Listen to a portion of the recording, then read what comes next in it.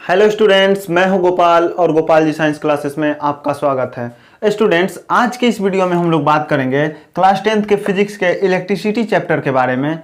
पिछले वीडियो में हम लोगों ने इसी चैप्टर के 15th नंबर टॉपिक तक देखा था और वह हमारा टॉपिक था रेसिस्टेंस ऑफ अ कंडक्टर। आज इस वीडियो में हम लोग 16 नंबर टॉपिक के बारे में चर्चा करेंगे। यह टॉपिक हमारा होगा good conductor, resistors and insulators. चलिए देखते हैं इस टॉपिक के बारे में क्या कुछ इसमें पढ़ना है। तो जितने भी हमारे आसपास सब्सटेंस हैं, हमारे इर्द गिर्द सब्सटेंस हैं, उन्हें उनके रेसिस्टेंस के आधार पर 3 भागों में बांटा गया है: good conductor, resistors and insulators.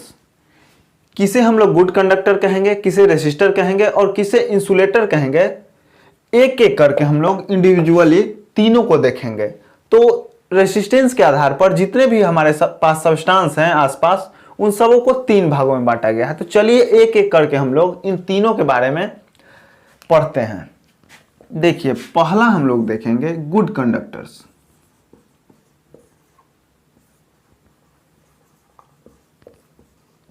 Good conductors तो वैसे सब्सटेंस जिनके पास जो रेसिस्टेंस होता है वह बहुत कम हो, वैसे सब्सटेंस जिनका रेसिस्टेंस बहुत कम होता है, वैसे सब्सटेंस गुड कंडक्टर कहलाएंगे। तो और गुड कंडक्टर का एक और प्रॉपर्टी होता है कि उनके रेसिस्टेंस कम होने के कारण वह आसानी से अपने थ्रू करंट को पास होने देते हैं। तो हम लोग गुड कंडक्टर को डिफाइन करेंगे तो लिखेंगे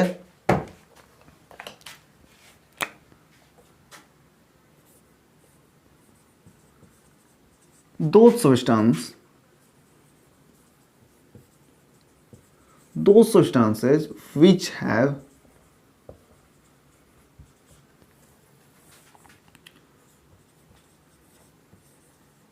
very low resistance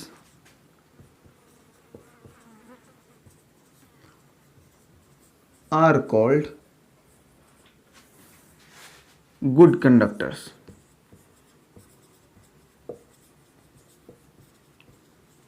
कंडक्टर्स हम लोगों ने लिखा कि दो substance which have very low resistance are called good conductors. तो वैसे सब्सटेंस जिनका रेसिस्टेंस बहुत कम होता हो, कम रहता हो, उन्हें हम लोग गुड कंडक्टर्स कहते हैं। इसका एग्जांपल हम लोग देखते हैं। इसके एग्जांपल में हो जाएंगे सिल्वर, कॉपर, एल्युमिनियम, ईटीसी। ये सारे जो हैं गुड कंडक्टर के एग्जाम्पल हैं। सिल्वर जो है वह बेस्ट कंडक्टर होता है। सिल्वर है जो वह बेस्ट कंडक्टर होता है, बेस्ट कंडक्टर ऑफ इलेक्ट्रिसिटी होता है। इससे बहुत ही आसानी से इलेक्ट्रिक करंट फ्लो होता है। और कॉपर और एल्युमिनियम जो है यह गुड कंडक्टर होता है, गुड कंडक्टर्स। तो सिल्वर है जो बेस्ट कंडक्टर है और कॉपर और एल्युमिनियम गुड कंडक्टर होता है। तो यह एग्जाम्पल था गुड कंडक्टर का। अब हम लोग देखेंगे कि silver, copper, aluminium that means good conductor का उपयोग हम लोग कहां करते हैं। तो गुड कंडक्टर का उपयोग हम लोग वायर बनाने में, तार बनाने में करते हैं, जो हम लोग डेली लाइफ में यूज करते हैं इलेक्ट्रिसिटी को फ्लो कराने के लिए, उसी में हम लोग करते हैं। तो सिल्वर तो है बेस्ट कंडक्टर, लेकिन इसका तार बनाने में हम लोग उपयोग नहीं करते हैं। क्यों नहीं करते हैं? क्योंकि सिल्वर बहुत महंगा है। आप आज लगाइएगा सिल्वर का बना हुआ तार और कल गुम हो जाएगा, चोरी हो जाएगा। यह सिल्वर का प्रयोग नहीं करते हैं क्योंकि यह बहुत महंगा पड़ता है, कॉस्टली पड़ता है। हम लोग कॉपर और एल्युमिनियम का यूज करते हैं वायर बनाने के लिए, तार बनाने के लिए कॉपर और एल्युमिनियम का यूज करते हैं। क्यों? क्योंकि ये गुड कंडक्टर होते हैं, इनके पास बहुत ही कम रेसिस्टेंस होता है, यह आसानी से अपने अंदर से करंट को, इलेक्ट्रिक करंट को फ्लो होने देते हैं एक जगह से दूसरे जगह। इसलिए कॉपर का इस्तेमाल और एल्युमिनियम का इस्तेमाल हम लोग वायर बनाने के लिए करते हैं। तो हम लोगों ने देखा गुड कंडक्टर, वैसे सब्सटेंस जिनका रेसिस्टेंस बहुत कम होता हो उन्हें हम लोग गुड कंडक्टर कहते हैं। गुड कंडक्टर का एग्जांपल हम लोगों ने देखा सिल्वर, कॉपर, एल्युमिनियम, जिसमें सिल्वर बेस्ट कंडक्टर होता है, सबसे आसानी से इलेक्ट्रिक करंट को पास होने देता है। गुड कंडक्टर में कॉपर और एल्युमिनियम आता है। इसका उपयोग हम लोग वायर बनाने के लिए करते हैं, लेकिन सिल्वर का उपयोग वायर बनाने के लिए नहीं करते हैं क्योंकि यह बहुत कॉस्टली होता है, यह सस्ता पड़ता है ये दोनों, इसीलिए वायर बनाने के लिए इसका उपयोग करते हैं। तो कहीं क्वेश्चन आ जाए कि कॉपर और एल्युमिनियम को किस प्रॉपर्टी के कारण वायर बनाने में उपयोग करते हैं, तो यह गुड कंडक्टर होता है, इसके थ्रू इलेक्ट्रिक करंट आसानी से फ्लो हो जाता है। इसी प्रॉपर्टी के कारण कॉपर और एल्युमिनियम को वायर बनाने के लिए यूज करते हैं। एक और कारण हो सकता है कि कॉपर और एल्युमिनियम सिल्वर से सस्ता होता है, इसलिए कॉपर एल्युमिनियम का हम लोग यूज करते हैं, सिल्वर का यूज नहीं करते हैं। तो गुड कंडक्टर यह हुआ। आप लोग स्क्रीनशॉट ले लीजिए। उसके बाद हम लोग देखेंगे रेसिस्टर्स। रेसिस्टर्स क्या होता है?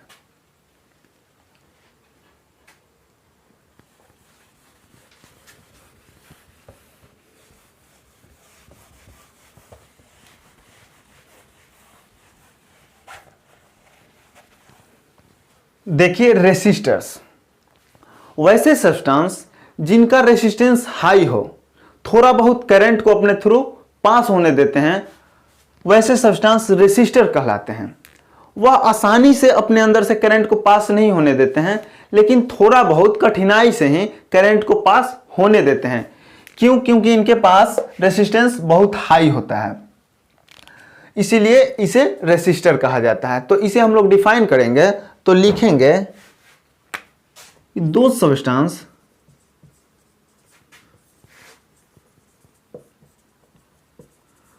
substances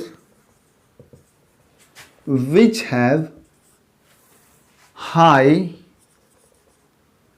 resistance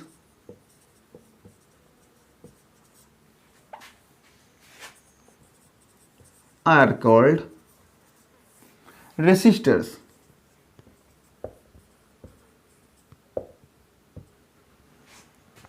वैसे सब्सटेंस जिनका रेसिस्टेंस हाई होता है, हाई रहता हो, वह रेसिस्टर कहलाएंगे। रेसिस्टर के थ्रू करंट आसानी से नहीं पास होता है, थोड़ा बहुत कठिनाई से पास होता है, लेकिन पास होता है। तो रेसिस्टर का हम लोग एग्जाम्पल देखते हैं कि रेसिस्टर में क्या एग्जाम्पल होगा। तो रेसिस्टर में मेनली एलॉय होते हैं। एलॉय का कुछ नाम हम लोग लिखते हैं। नाइक्रोम, जो हीटर का कॉइल होता है वह नाइक्रोम से ही बना होता है। नाइक्रोम, मैंगानीन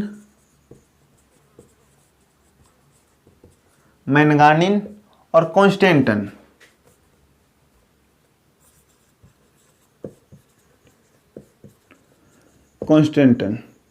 ये दोनों भी एलॉय हैं, मैंगानीन और कॉन्स्टेंटन। इसका भी नाम याद रखिएगा। नाइक्रोम भी एक एलॉय है, इसका प्रयोग हम लोग हीटर के कॉइल को बनाने के लिए करते हैं। तो ये तीनों जो हैं रेसिस्टर हैं। तो अब तो हम लोगों ने एग्जाम्पल देखा कि रेसिस्टर में कौन कौन से सब्सटेंस आते हैं, लेकिन अब हम लोग देखेंगे कि इन रेसिस्टर का प्रयोग हम लोग कहाँ करते हैं। तो इन रेसिस्टर का प्रयोग हम लोग विभिन्न प्रकार के इलेक्ट्रिक कंपोनेंट्स बनता है उसमें यूज करते हैं, जैसे टीवी में, रेडियो में, बल्ब में, एलईडी बल्ब में, फ्रिज में, एसी में, etc। जितने भी हमारे आसपास इलेक्ट्रिकल कंपोनेंट्स हम लोग देखते हैं, टीवी, फ्रिज, एसी, उसके बाद इलेक्ट्रिक बल्ब, उसके बाद डीवीडीज, कंप्यूटर्स, यहां तक कि मोबाइल में भी अब इसका प्रयोग होता है। तो रेसिस्टर्स का प्रयोग हम लोग इन सब इलेक्ट्रिक कंपोनेंट्स में करते हैं। क्यों करते हैं भाई रेसिस्टर्स का ही प्रयोग? तो रेसिस्टर में रेसिस्टेंस बहुत ज़्यादा होता है। जो सब्सटेंस रेसिस्टर होते हैं जैसे नाइक्रोम, मैंगानीन, कॉन्स्टेंटन, इनमें बहुत ज़्यादा रेसिस्टेंस होता है, जिसके कारण यह करंट के वैल्यू को कम कर देता है। तो रेसिस्टर का प्रयोग वहाँ किया जाता है जहाँ पे करंट के वैल्यू को कम करना हो, रिड्यूस करना हो। करंट को का जो वैल्यू है यह रिड्यूस कर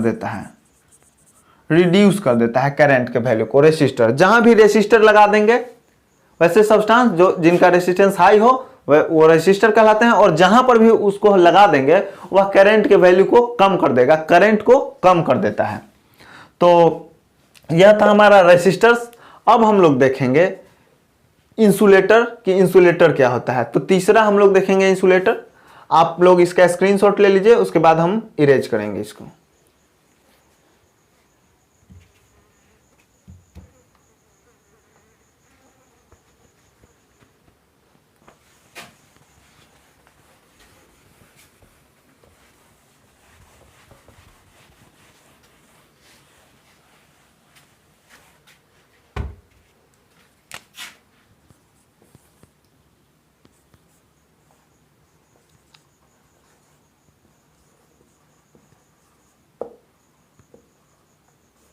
देखिए तीसरा इंसुलेटर्स। इंसुलेटर वैसे सब्सटेंस को कहेंगे जिनके पास बहुत ज्यादा इलेक्ट्रिकल रेसिस्टेंस होता है, जिसके पास बहुत ज्यादा रेसिस्टेंस हो, जिसके पास बहुत ही ज्यादा रेसिस्टेंस हो, इतना ज्यादा रेसिस्टेंस हो कि वह अपने थ्रू अपने अंदर से इलेक्ट्रिक करंट को पास नहीं होने देता है, बिल्कुल भी नहीं होने देगा, थोड़ा बहुत भी नहीं होने देगा। तो वैसे सब्सटेंस इंसुलेटर कहलाते हैं। तो हम लोग इंसुलेटर को डिफाइन करेंगे तो लिखेंगे कि those substances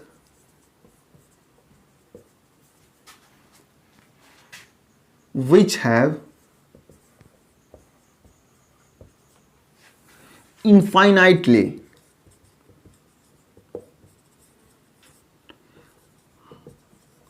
high resistance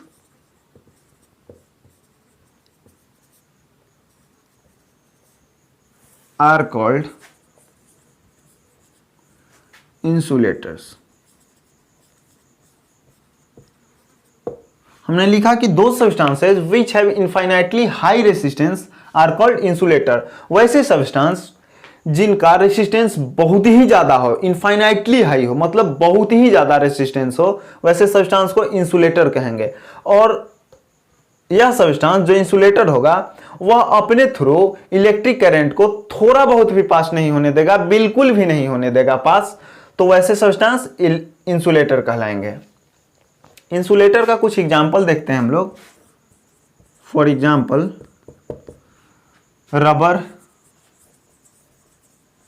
rubber, plastics,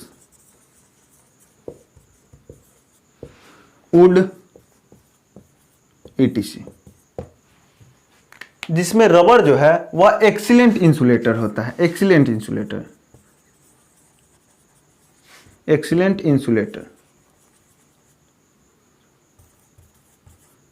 सबसे अच्छा इंसुलेटर रबर होता है। उसके बाद ये सब भी इंसुलेटर है, लेकिन सबसे बेस्ट यह होता है, एक्सीलेंट होता है रबर क्यों एक्सीलेंट होता है? क्योंकि इसके पास बहुत ही ज्यादा हाई इलेक्ट्रिकल रेसिस्टेंस होता है और यह बिल्कुल भी अपने अंदर से इलेक्ट्रिक करंट को पास नहीं होने देता है। अब हम लोग देखेंगे कि इंसुलेटर का प्रयोग कहां कहां करते हैं। तो इंसुलेटर में मेनली रबर का प्रयोग ग्लव्स बनाने के लिए किया जाता है। जैसे जो इलेक्ट्रीशियन होते हैं, जो विद्युत से रिलेटेड काम करते हैं, करंट से रिलेटेड काम करते हैं, रिपेयरिंग का, तो वो लोग क्या करते हैं कि अपने हाथों में रबर का बना हुआ ग्लव्स पहनते हैं ताकि उन्हें झटका ना लगे, करंट का झटका ना लगे। क्योंकि रबर जो है वह अपने अंदर से बिल्कुल भी करंट को पास नहीं होने देता है। इसी कारणवश जितने भी इलेक्ट्रीशियन होते हैं वह रबर के ग्लव्स पहनते हैं जब वो इलेक्ट्रिक करंट से रिलेटेड, इलेक्ट्रिसिटी से रिलेटेड काम कर रहे होते हैं। तो इंसुलेटर का प्रयोग हम लोग इसी में करते हैं। तो हम लोगों ने देखा ओवरऑल गुड कंडक्टर, रेसिस्टर और इंसुलेटर। गुड कंडक्टर जिनका बहुत कम रेसिस्टेंस हो, रेसिस्टर जिनका हाई रेसिस्टेंस हो, और इंसुलेटर जिनका बहुत ही ज्यादा रेसिस्टेंस हाई हो। गुड कंडक्टर अपने थ्रू करंट को इजीली फ्लो होने देते हैं, आसानी से। रेसिस्टर थोड़ा बहुत दिक्कत के साथ, थोड़ा बहुत कठिनाई से फ्लो करने देते हैं, लेकिन फ्लो होता है इसमें। इंसुलेटर जो है वह बिल्कुल भी अपने अंदर से करंट को पास नहीं होने देता है। इन तीनों का हम लोगों ने एग्जाम्पल देखा और उसके बाद तीनों का प्रयोग कहां कहां किया जाता है यह हम लोगों ने जाना इस वीडियो में। हम लोग नेक्स्ट वीडियो में इसी चैप्टर के आगे के टॉपिक्स के बारे में चर्चा करेंगे। तो फिर हम लोग नेक्स्ट वीडियो में मिलते हैं नए टॉपिक के साथ, नए वीडियो के साथ। अगर आपने इसी चैप्टर के इलेक्ट्रिसिटी चैप्टर के पीछे के वीडियोज नहीं देखे हैं तो लिंक डिस्क्रिप्शन बॉक्स में दिया गया है, वहां से जा करके आप इससे प्रीवियस वीडियोस देख सकते हैं, जैसे पार्ट 1, पार्ट 2, पार्ट 3। वहां से लिंक डिस्क्रिप्शन बॉक्स में दिया गया है, वहां से जा करके आप आसानी से देख सकते हैं। गर्मी बहुत ज़्यादा है इसलिए पसीना आ रहा है। फैन हम ऑन नहीं करते हैं, साउंड का क्वालिटी जो है वह रिड्यूस हो जाएगा, घरघराहट की आवाज़ आने लगती है। इस कारणवश फैन को ऑन नहीं करते हैं, गर्मी को सह लेते हैं, कोई दिक्कत नहीं है। फिर मिलते हैं हम लोग नेक्स्ट वीडियो में, तब तक हंसते रहिए, मुस्कुराते रहिए। जय हिंद, धन्यवाद।